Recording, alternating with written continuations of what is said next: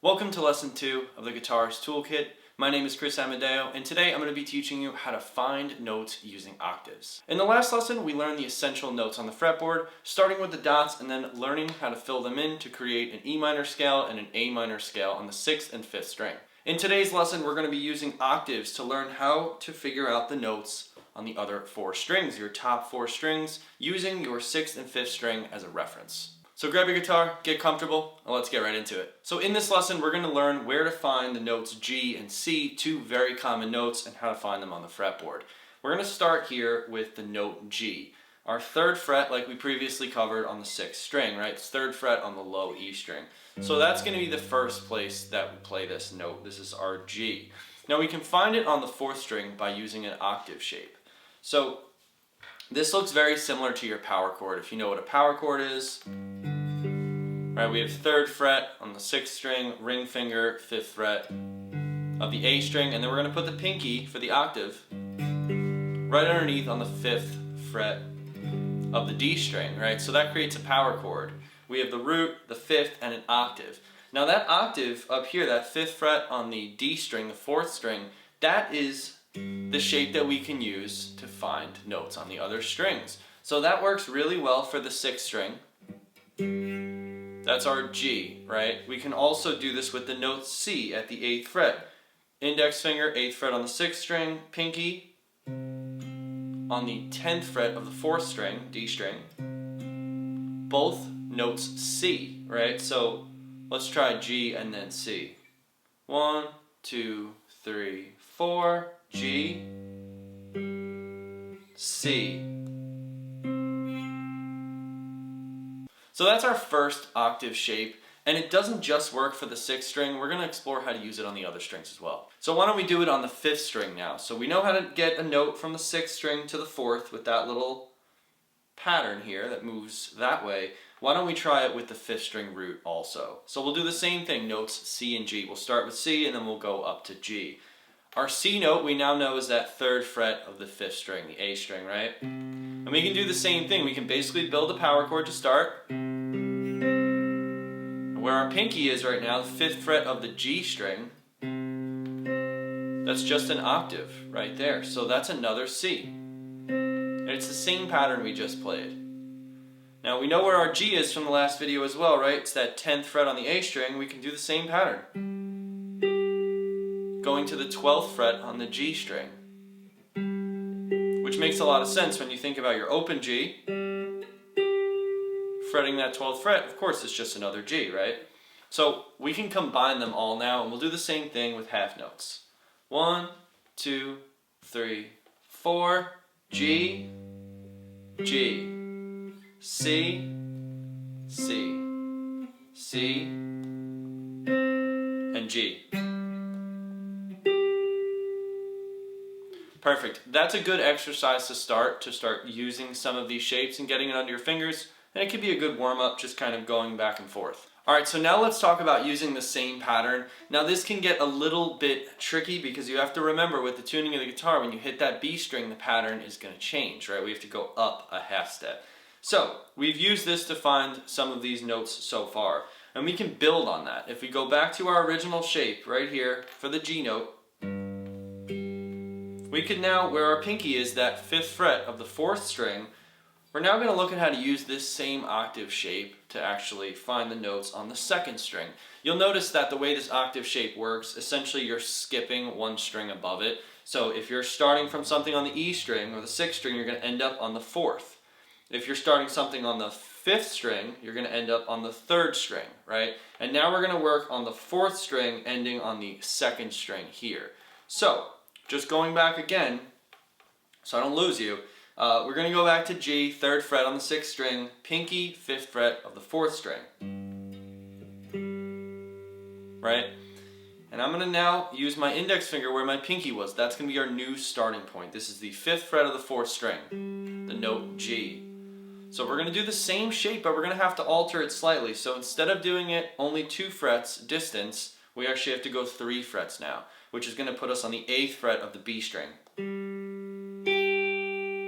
So that's very similar to this. From the 6th, the The only difference is we just have to move up a half step because of the tuning of the guitar with the B string, right? Why don't we see if the same thing holds true for the C major, which of course it will, but let's start it anyway. So we have this here, C at the 8th fret, 6th string.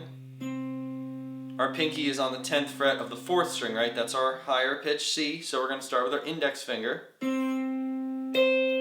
That same pattern, we go up 2 strings and then up to here, which would be the 13th fret of the B string, right?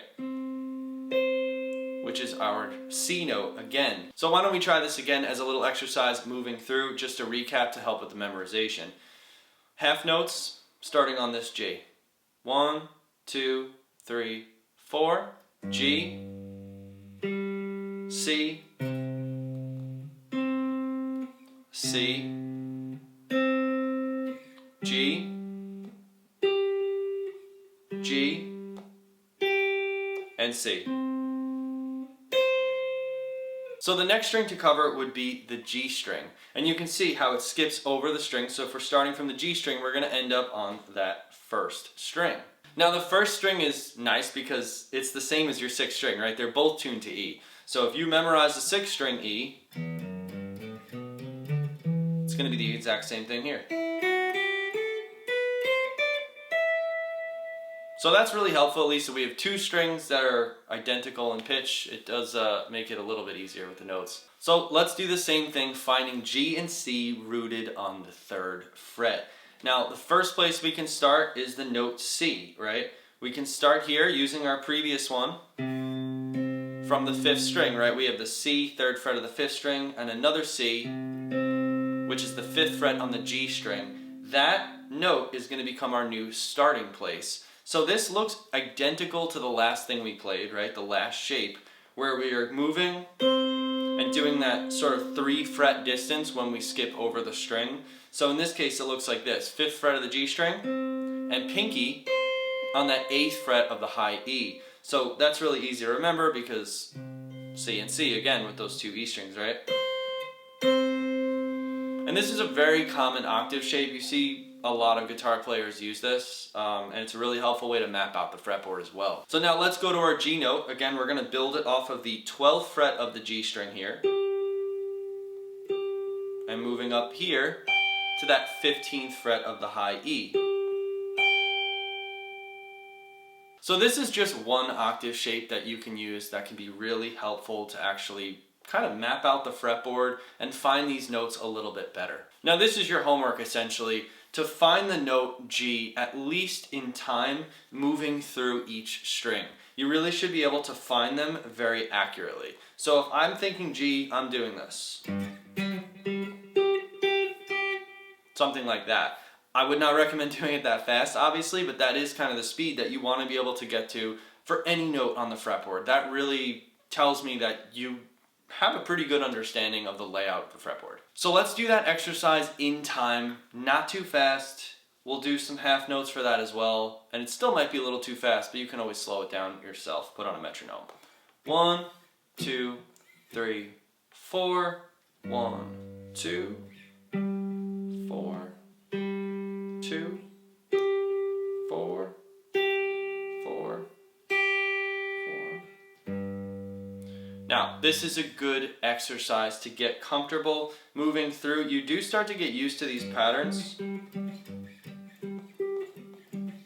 kind of how they zigzag back and forth, but it's really helpful to do this.